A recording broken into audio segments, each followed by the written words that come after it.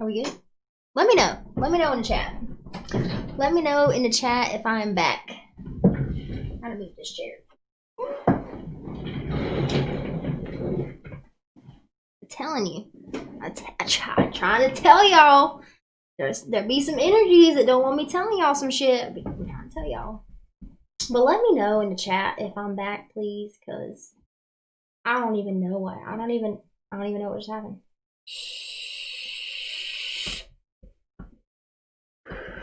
Okay, cool. Cool. Thank you, David. The fuck? Told y'all, man. I told Daddy, that was weird. I told Danny before I got up here, I was like, I'm gonna need you to hold some space because I can already tell there's some backlash from sharing these truths. Oh, I'm gonna wait for y'all to pop back in.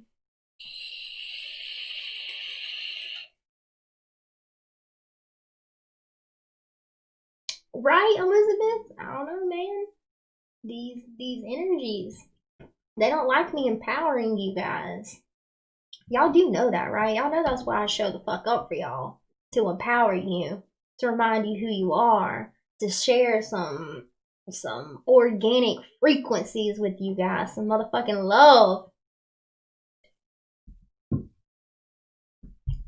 And you know what the craziest part is, though? The craziest part is when you realize those inorganic frequencies is hatred on self, man. Right? We're all one, unity consciousness. And like, to think that these demons, these demonic energies, these demonic beings are, oh, they don't like me calling them out, I feel it. To think that these like demonic beings that are the inversion of who we are, of love, are aspects of us that we've created from distortion, that is hatred on self. It's really, I have compassion for those beings, man. I have compassion for those energies and entities because it's like, it's not really that they're evil. They forgot. They forgot who they were. They forgot their power. They forgot the frequency that they come from. And again, that's why I'm here for you guys, because y'all ain't gonna be forgetting.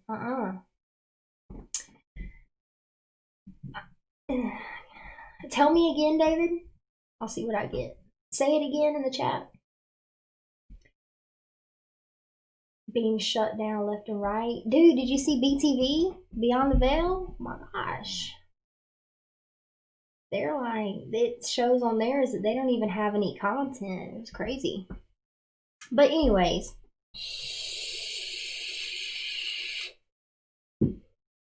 I'm going to hop off shortly. But the last thing that I do want to, there's a couple things. So, Elizabeth, the term inversion, yes, I resonate with that too. And here's why we really have to learn to tame the ego, reprogram the ego, and declare our sovereignty. We are not the ego. The ego is a tool. To be completely honest, like, the ego is not who we are. The ego is not a bad thing. The ego is a fucking tool to channel our power, I guess you can look at it that way. But like the inversion, where this comes in, is the ego. Why people look at the ego as such a bad thing, a negative thing, is because the ego does take something as beautiful as a twin flame journey and inverts it. The ego does take something as beautiful as a twin flame connection and inverts it. Meaning, it takes this beautiful, sovereign, powerful connection and it turns it into attachment. It turns it into nostalgia. It turns it into victim mentality, lack mentality. It turns it into placing yourself inside of a label, inside of a box, giving your power away. The ego does that. It takes the very essence of life and inverts it into death culture. You know what I mean?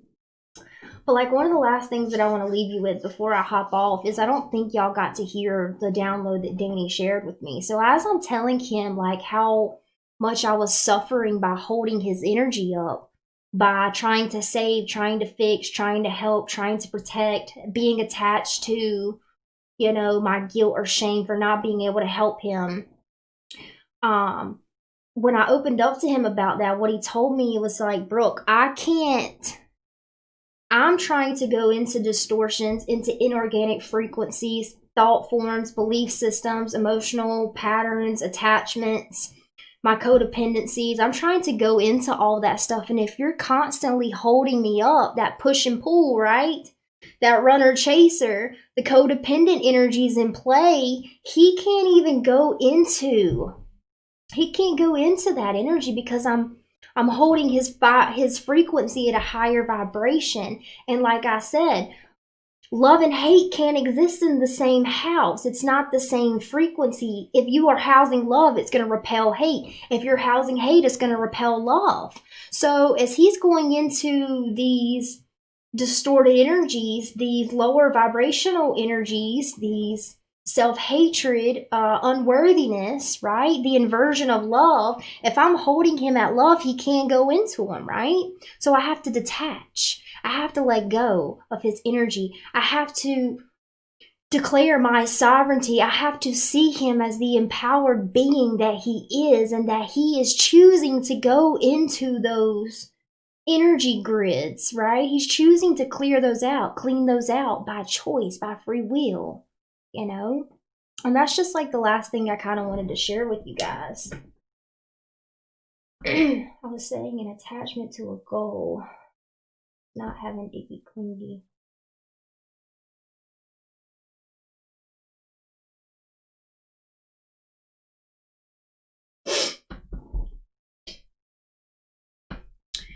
David, that's kind of a tricky question because it really depends on how you're showing up in that energy. It really depends on your thoughts and your emotions and your behavior, your ideas around the goal, your intentions, why you're doing certain things.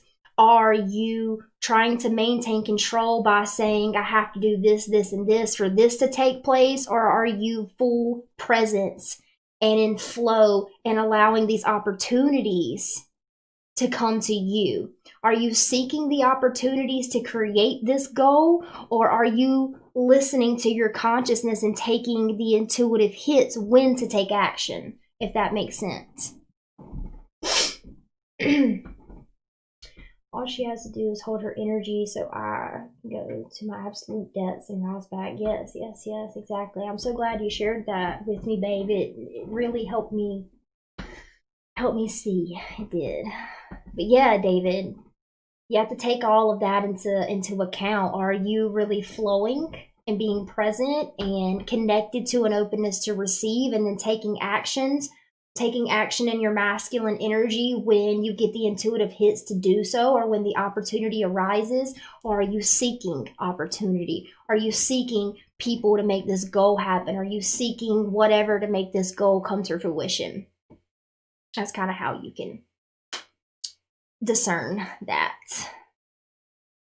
I picked the good one, Brooke. Okay. All right, you guys. I think that's where I'm going to end this. And I'm pretty sure I'll come back and talk about a bunch of this because, like I said, I have so many different examples of attachments and how they play out. But I think I've shared enough for tonight. And thank you, all of you, for showing up in the chat and helping me really anchor in this safe and sacred space to show up and channel this energy for you guys. I love you all so much.